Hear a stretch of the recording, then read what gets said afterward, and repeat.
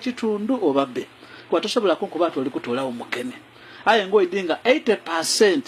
kubano ba local investor banaba wansi bano na bisinza kwembereza ukomite kuba wolingira sana ni wabanze waiswa nizo kwa ngona lile chegulo ngenge ya neme kolachi okugula aye problem we bantu bawe batyama baba bonati kyona kinagasa tikino tikigase oli kukobote oli kukulagira wabwatu ubutali ku standard butolebwo emwe nga administrative unit mutaime kwa the government mwakwa mtibe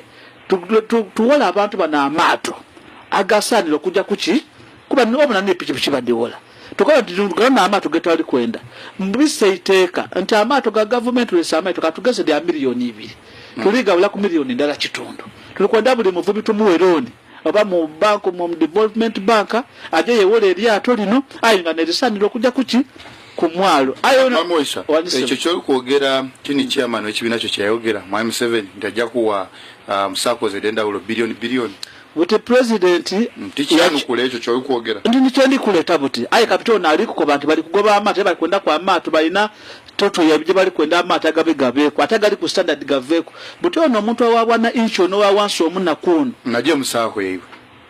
esako ikali kuwa ebe kali ku implementing ya standard kali kuida aye pa now ngaba kali kweta sako government unit neno mu igwanga basobola kubanga bobene mu ministry ya ibwe ya transport and works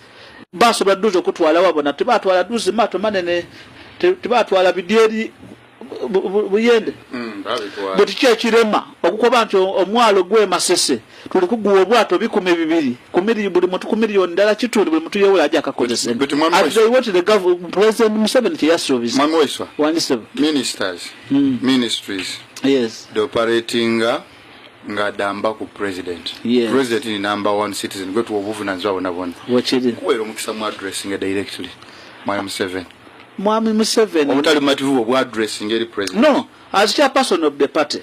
tibu kintu nako nga bukobenzi kino kijje at the end of it chikosafe with the local leaders that we know once mu addressing mu kwere mu mwami 7 so president ngaye as the chief implementer we bintu bina in the government yakozogugwe but the problem